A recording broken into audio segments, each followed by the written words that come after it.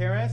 This is CPSY, that is Counseling Psychology 200, Understanding Addictive Behavior, winter term 2013. Welcome to the new year. Glad you survived the end of the world like the rest of us. I passed out a physical syllabus here. It is available on the Moodle site online.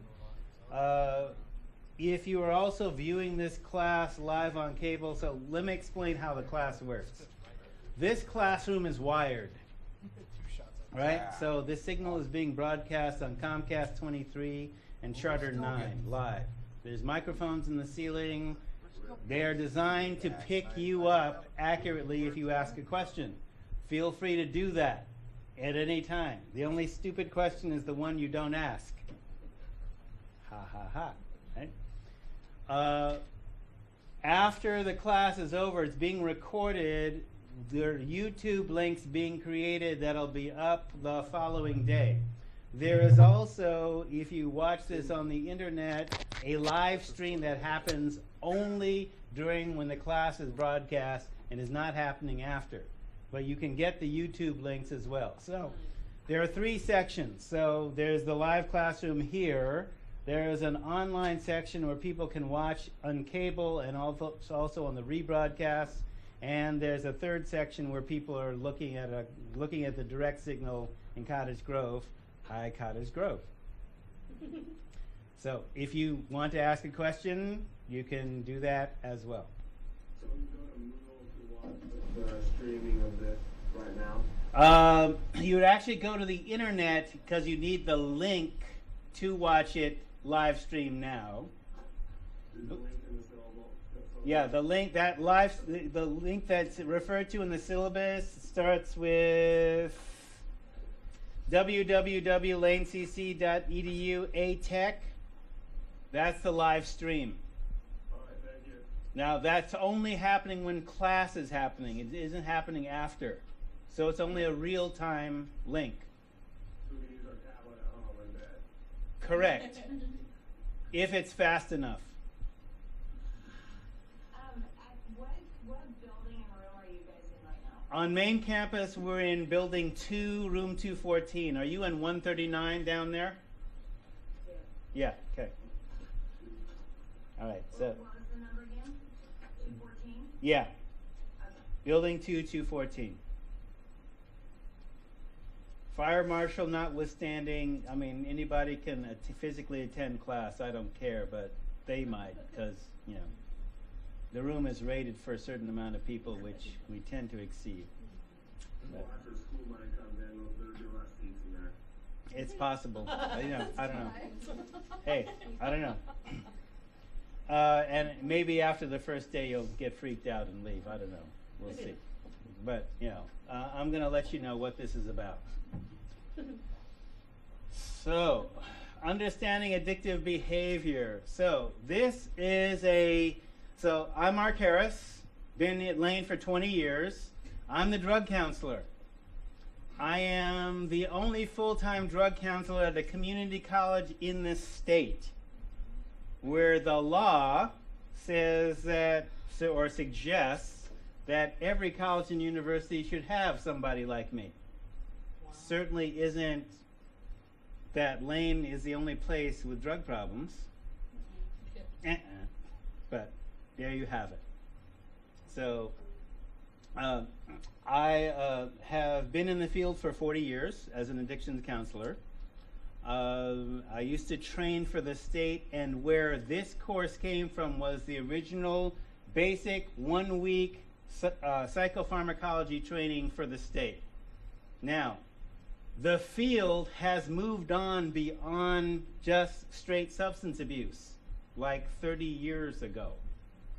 We've basically had to expand to deal with the other things that, you know, people change. So it's not just alcohol and other drugs. With the advent of AIDS, we had to get into people's sex lives because 80% of the HIV positive population in the United States got positive under the influence. Because we have this model in America where if they show you how to do sex, because lots of people are not learning how to do sex from the middle school film strips or videos, they're learning how to do sex from TV and porn on the internet, etc., etc. Right? Because, you know, your parents aren't sitting you down and having the sex talk, right? My mom says don't do it. Right. Yeah, yeah, and the Catholic was Church great. and the Catholic Church says don't do it, but somehow that message doesn't get to the priest. But anyway, Yeah. the problem is, all right, so we don't portray sex clean and sober. People get loaded before they have sex, which is not the best idea to have to prevent pregnancy or STD transmission or whatever. So it fell to the addictions field with AIDS to address sexuality and STI prevention. Oh, so then once we're now into people's sex lives, then it's gambling addictions, then it's internet, then it's cyber porn, then it's okay? So this is the course to train drug counselors, professionals. Now, what happened historically is that civilians took the course. That is, so I make the distinction. This is the pro class. The class last term was for civilians. Because here's the deal. You're either paid to deal with this stuff or you're not. And if you're not, you're a civilian. Civilians need to know what drug counselors know. But that's why we created the civilian class, so that you could do self-care stuff and learn some of the things that we know. But this is the class for heavy lifting, right? So the theory is you should have actually had your issues handled before you got here, because the material that we're going to go over is going to trigger you. Okay, so when this was part of the chemical dependency counselor training program, you couldn't get even into that program unless you demonstrated 3 years worth of continuous sobriety if you were in recovery. Because the classes would trigger you. And then by the time you went through the 2-year program, you'd have your 5 years and then you could apply for certification. So that's if you're chemically dependent. Correct. That's what I was just Because a lot Right. of people probably in there use drugs or alcohol, but may not be in the type of... Yes, but clinically you will be able to make the distinction. So that's the level of the class. This is the pro class, right? So in terms of, you know, we'll talk about boundaries, right? I'm the drug counselor, but I can't counsel you while you're in my class. Bad boundaries, right? There are other people you can see, or other resources in the community, et cetera, et cetera. After you're out of the class, yes, I can see you. But while you're in the class, can't. But we can talk about, you know, what suggestions there are clinically, et cetera, et cetera. All right? So basically, this is a 3-credit course originally designed for basic training of addictions counselors.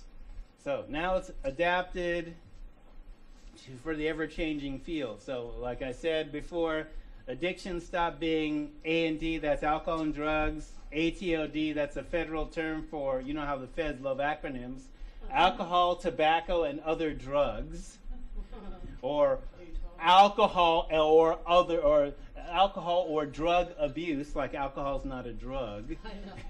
right? And almost, you know, as I talked about almost 30 years ago with AIDS. So now it's basically addictions of various kinds, plus eating disorders, mental illness, gambling, cyber addictions, and who knows what's next. Oh yeah, well, part of what is the field has moved to now, which used to be an add-on in communities of color. Busted. Okay? So what used to be an add-on in communities of color was you had to do community organizing. All right? So part of the piece with that's now been put into the professional ethics of addictions counselors. We're expected to do some political activity, testify before legislatures, in court, whatever, do other community organizing type of stuff as part of our efforts, as part of our ethics. We're also supposed to also work again. I mean, this is also part of the ethical training. They've actually included pieces on systemic discrimination. So whether it's heterosexism or homophobia or racism, you're actually supposed to be competent to deal with that. Because guess what? We're part of the medical field. And theoretically, if it's a medical issue, it shouldn't matter whether you have an excellent suntan or not, as I say. Or the absence Right? of. But health disparities exist. They do. And we'll talk about that because, again, it's part of the ethics. So people may have issues with me talking about that, but look, I deal with people's life and death stuff all the time. I'm paid to deal with it.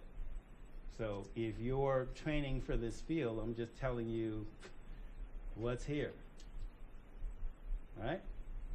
And I tend to be biased because I'm from LA. I'm not from here. So I'm used to basically dealing with multiple accents, multiple cultures, multiple races, and not having that be a big deal. So that seems to be a big deal in this state. So, our code of ethics, when you get certified, includes political advocacy, where politics is the science of power. So politics is the science of power. Basically, it's about who has it, who doesn't, who gets it, who doesn't. So knowledge is one kind of power. So as a professional, what you're doing is teaching self-knowledge and self-empowerment to people who may or may not have had that knowledge before and might be afraid of what they might become free. So as my people say, addiction is slavery. And you know how black folks feel about slavery.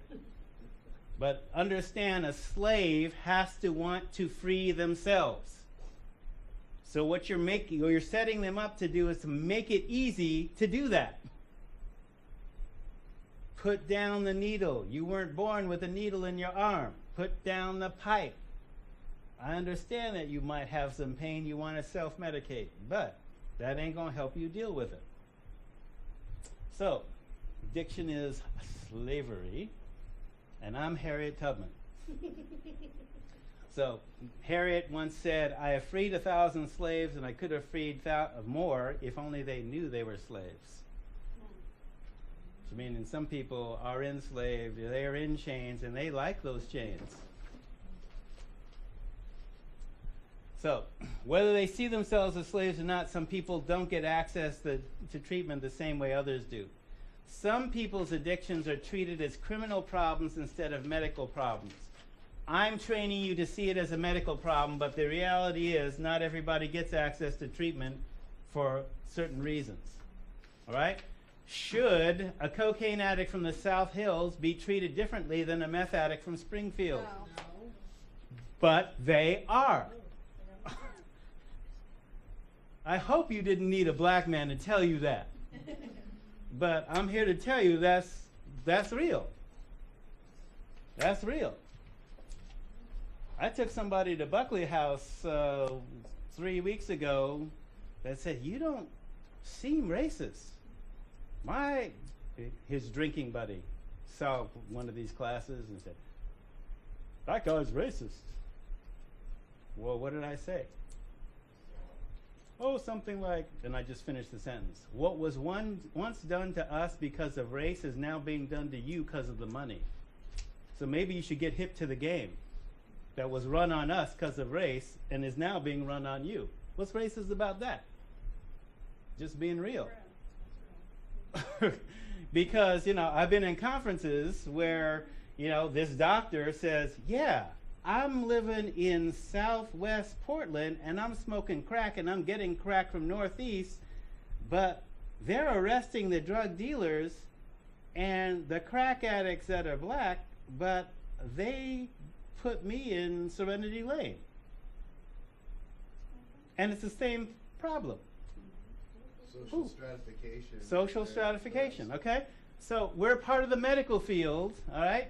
So we should be applying the science rather than our personal prejudice.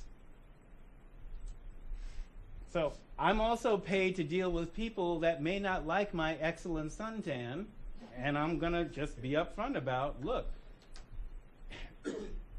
if you were in prison, and if you're a white guy, I understand you might have had to join a gang to survive. And if I see you wearing, in this particular case, it was a Thor's hammer wolf head, okay, I know you're an Odinist, part of the Aryan nation. Okay, you couldn't join the Mexican Mafia or the Muslim Brotherhood to survive in prison. So, you're in detox. You're shaking. I got to take you to Buckley House. And this particular dude he'd been gang raped by his skinhead homies in the Whitaker. After 4 40s. He can't remember if after the 4th 40. So, yeah, that will put you under. So they gang raped you. He woke up with his pants down by his ankles under a porch in the WIT. One of our students. Came to school. So I met him in student health. Got the shakes? I got to take you to Buckley. Here's some echinacea tea. Let's talk about getting you to Buckley. I said, look. And he said, yeah. I said, that's a nice Thor's hammer wolf head. You know what that is? Yeah, I know what that is. Work gangs in LA. You had to do what you had to do for survival. So, here's my thing. I'm not scared of you.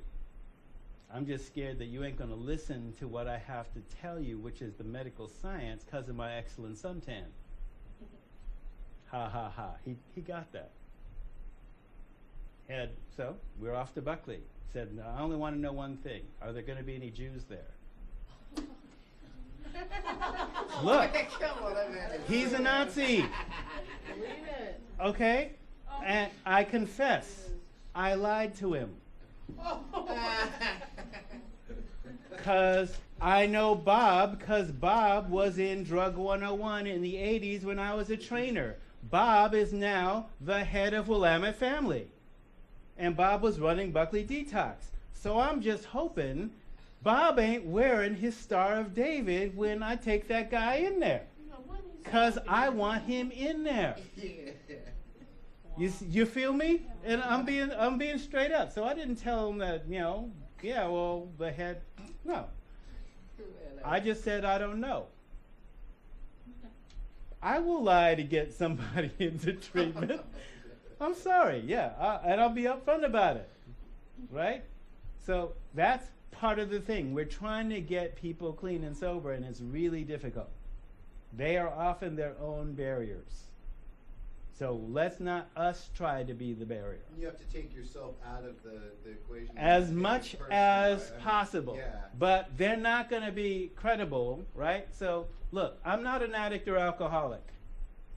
My drug use was political, right? Because that's one of the first things that people ask you, are you in recovery? No, I'm not in recovery, I'm at war. There's a difference. My politics did not allow me to do white dope.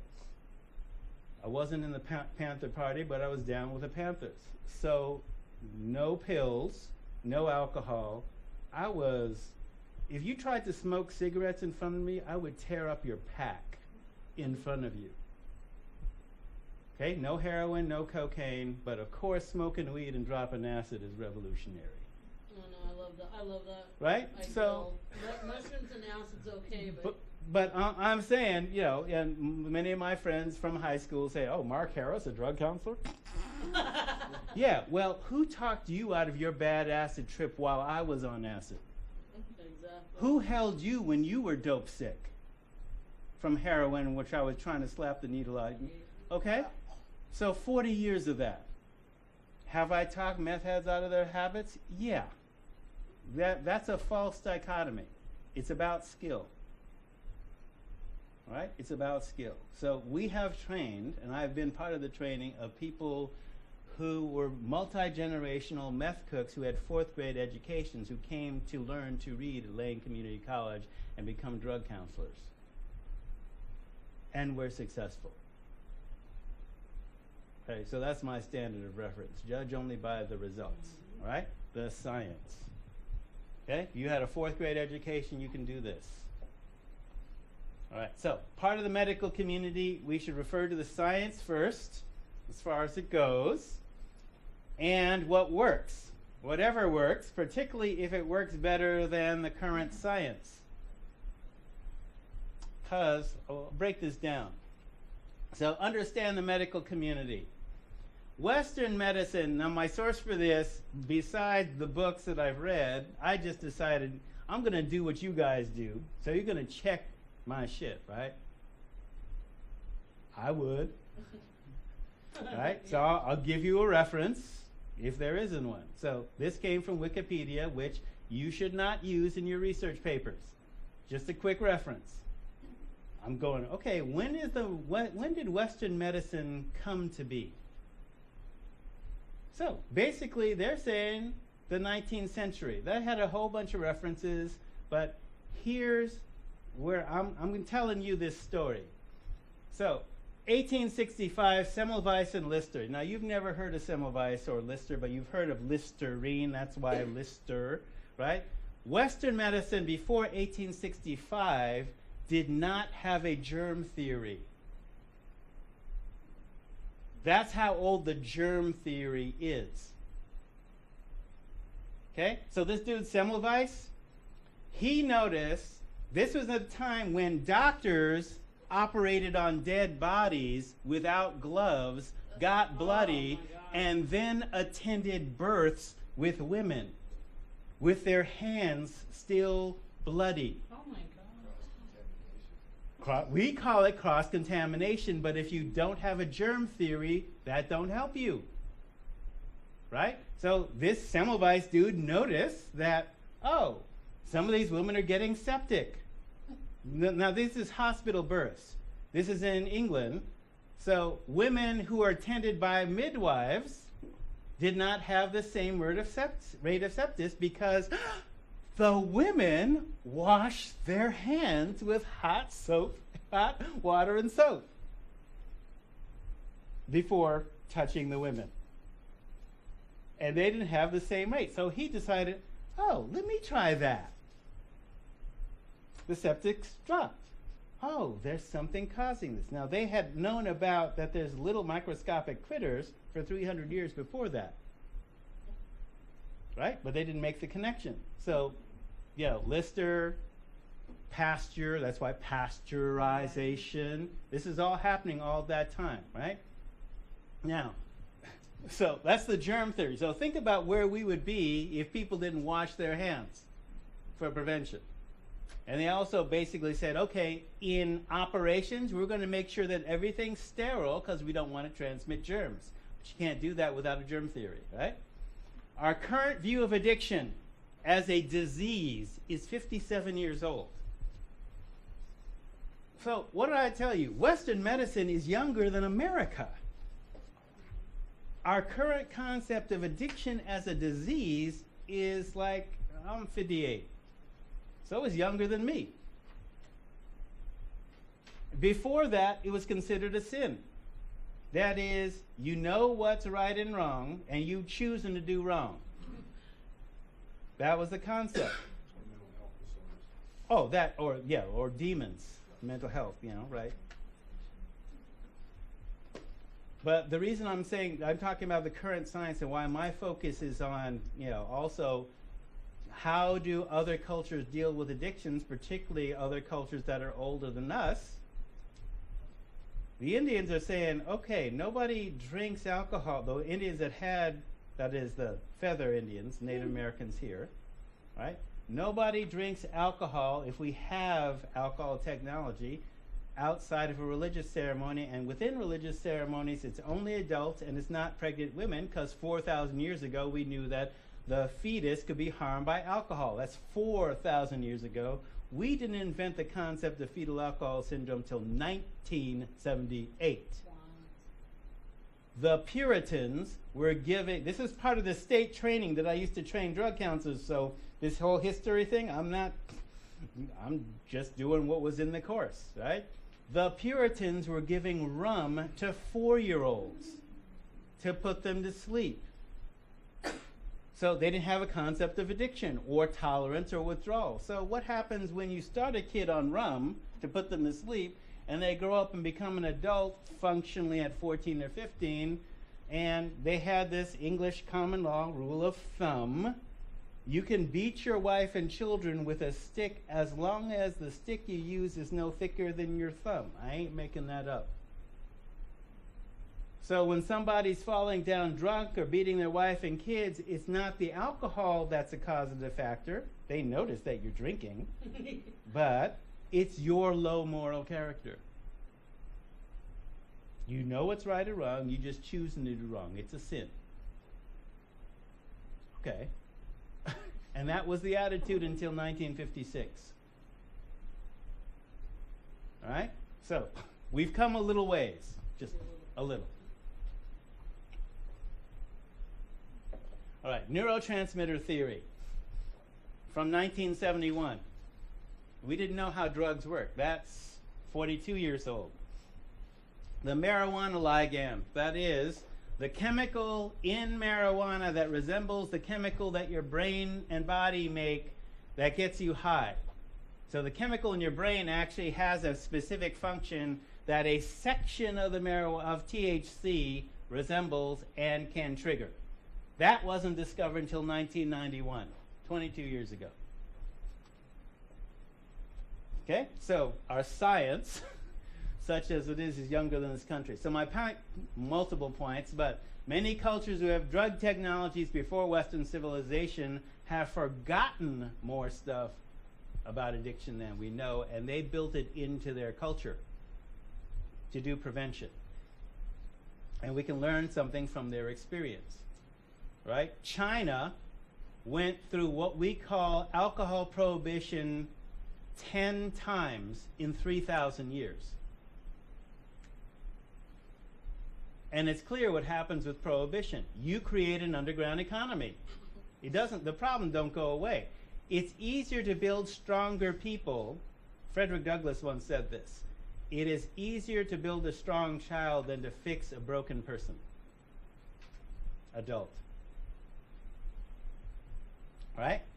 So we still have to pretend we know it all. So you, as a practitioner, will have to balance what is known with what is unknown and still proceed, and maybe extend the field. So when I first started in the field, this wasn't even a concept. Most of the stuff that I'm teaching you didn't exist. So do you think it's better to have been a previous drug addict and then to become a counselor than to just learn through books? That is a point that I'll discuss slightly in the syllabus. Okay? Yes and no. Yes, because you have certain experiences, but no, because those experiences might blind you to the understanding of the science. Okay? Here's the science. The science says, with the maladaptive behavior theory, you are self-medicating your emotional problems, your pain. You're self-medicating. All right? So if we taught you how to deal with your pain without the drug, you don't need the drug. But what do? Big Pharma has influenced psychiatry so that, oh, let's treat your problems with Prozac or Wellbutrin or whatever without giving you the skill. So I'm famous for saying this, pills are not skills. You never tackle the underlying root. Correct. Why you're using it in the first place. Correct. You're just putting a Band-Aid over it. Right. Not even a Band-Aid on a gushing wound. Yeah. So both things can happen. So you don't have to have an addiction to successfully treat people, but you have to have sufficient imagination to put yourself in their place and sufficient empathy. On the other hand, so for example, can I use, all right.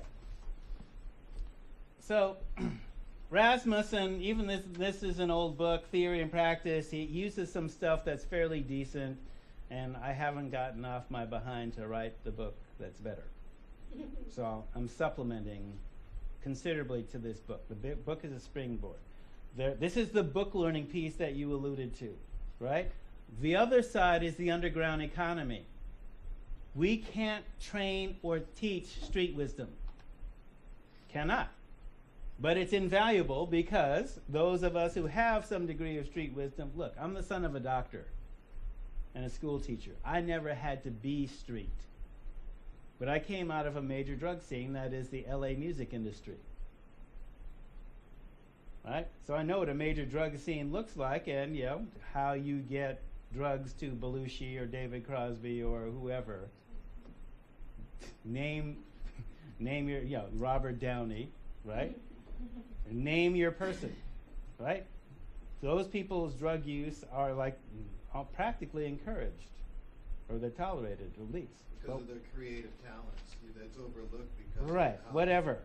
they are. Still, there's a whole underground economy that does that. So what I've attempted to do is, within the syllabus, I've used Mike Gray. I mean, it does give you a little side of the underground economy. I'm not particularly down with his solution, but at least it's out there. And I've also given you other books, alternatively, because this was going in and out of print. So there's 3 other books that I've talked about: Pipe Dream Blues by Clarence Luzanne, Dark Alliance by Gary Webb, and The Underground Empire Where Crime and Governments Embrace. Some of those are in and out of print, and they have been suppressed in some cases. Bottom line is, the underground economy, especially, it exists on its own, and there are some interfaces with government that you need to be aware of. Okay, there's a certain infrastructure. Now, when I worked for the feds for 2 years to study this problem, I would get DEA maps, which would basically talk about how drugs got into the country, but strangely didn't show how ICE was coming in from Hawaii. So they would have drugs coming into the country, but not talk about where they went from that point, once it got into the country. That was one piece. Another piece is, in order to support the illegal drug trade, do you understand that the cartels, since the early 80s, have had the money to buy their own airlines, shipping containers, flag carriers? The drug taste for the state of Oregon is not going to be met by Mexicans bringing weight up from California. You understand that? Stuff is coming in on container ships. And that ain't Mexicans. Okay? So, and that is being done sometimes with the full knowledge of our government. What can you do about that? Not much. You're basically supposed to deal with the person in front of you or the people in front of you. But you have to be aware of what's going on. Right? So, if you didn't know about that, I'm just letting you know this is what you may be getting into. You might not have to get into that, but I'm just bringing that awareness because it's not being taught. You often get it from clients, but I don't want you to learn all the things that you need to know from clients. So, sometimes we have to do things underground. So I've invented this term called prevention guerrillas. So prevention guerrilla does what they do against an enemy who is well-financed and well-armed. And sometimes that might mean your government.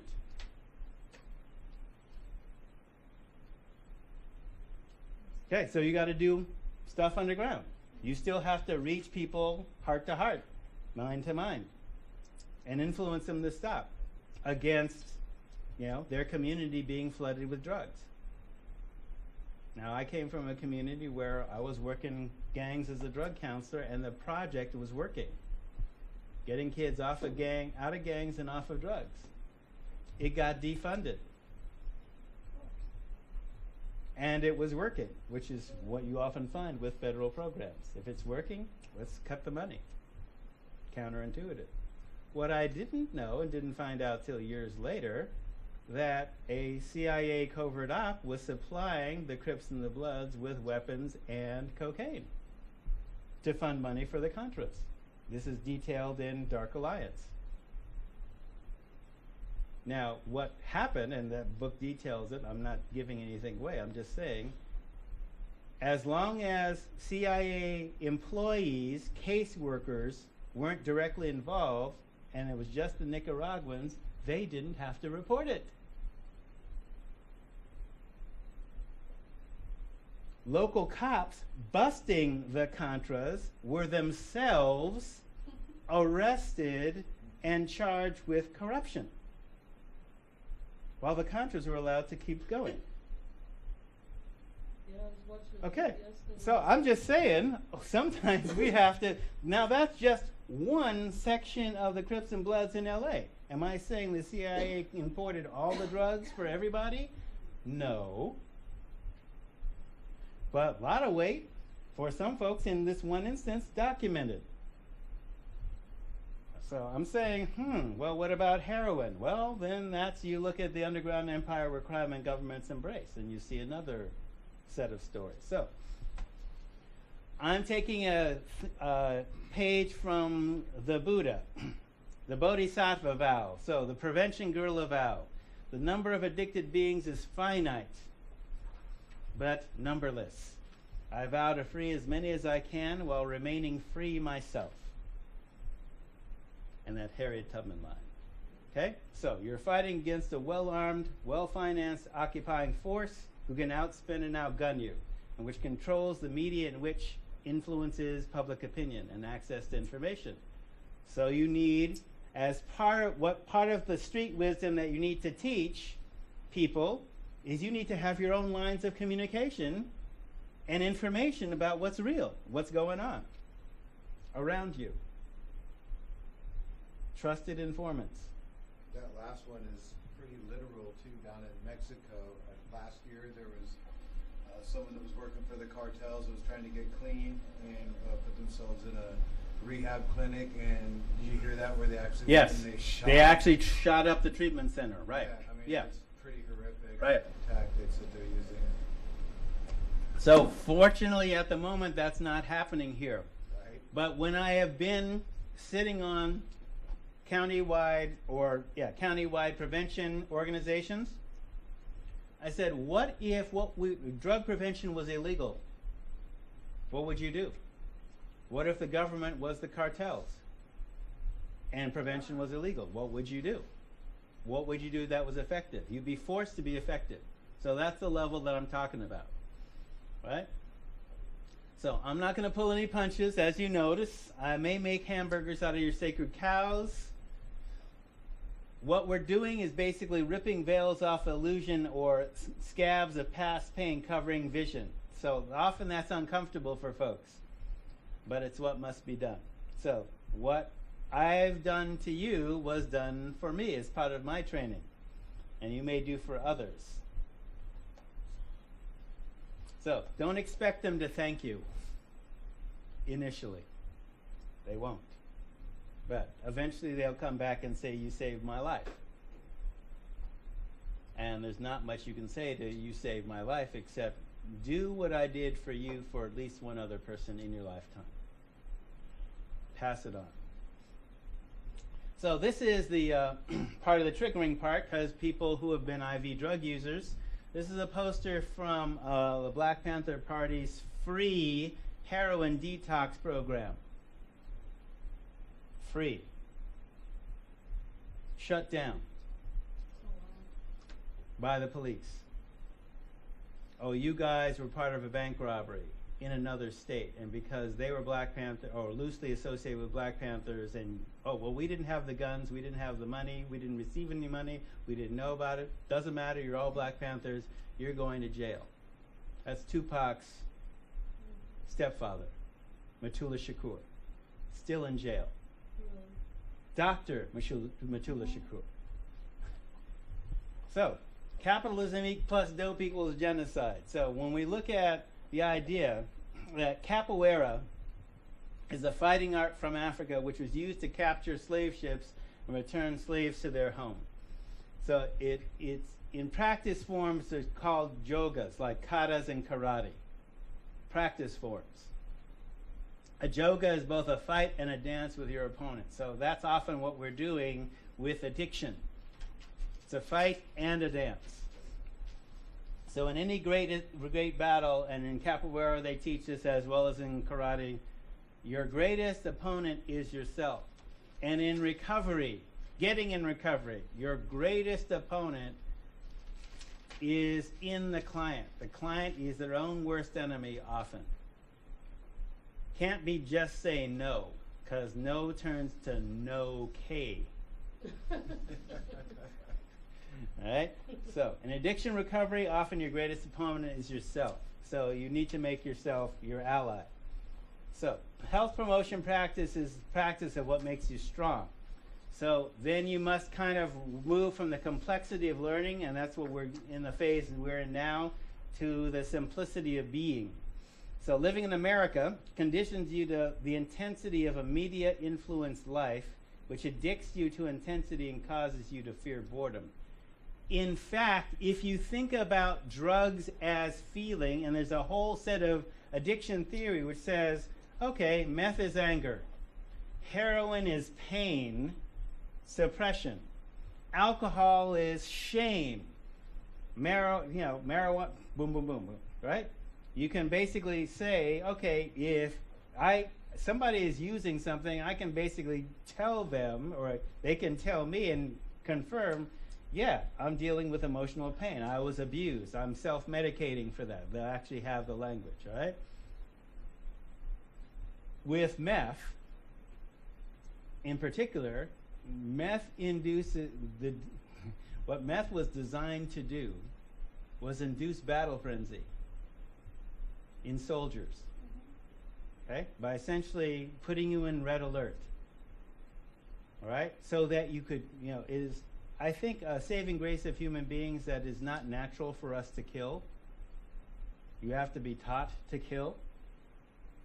Well, meth makes you kill in wartime without feeling anything about it.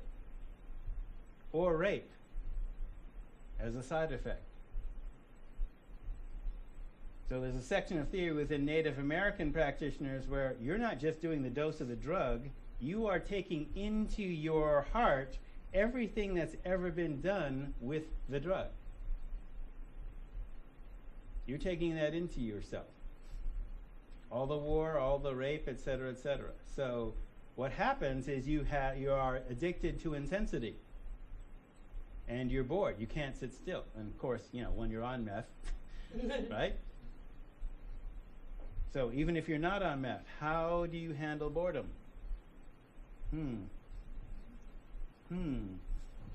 Okay? Causes you to fear boredom. So boredom is a choice to not pay attention to yourself. And addiction is the practice of distraction from yourself. Why would peace and calm be boring? Who would teach you that? Buy more stuff or the terrorists win. Okay, so we've got a whole economy set up for profiting from human misery, especially if they're not your family. So just so you know, I didn't pull that term out of my hat.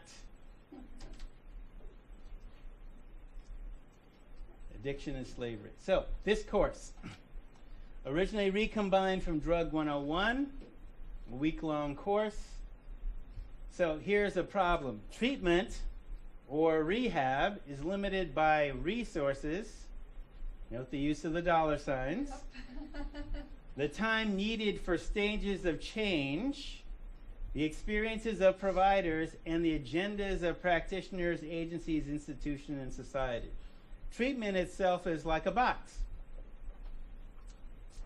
It is. Go ahead. That you are on the board beyond Moodle. Yes. Later today. Thank you. You will need PowerPoint. If you don't have PowerPoint, I can set it up as a PDF, but I usually save them as PowerPoints. I know I go fast. I'm from LA.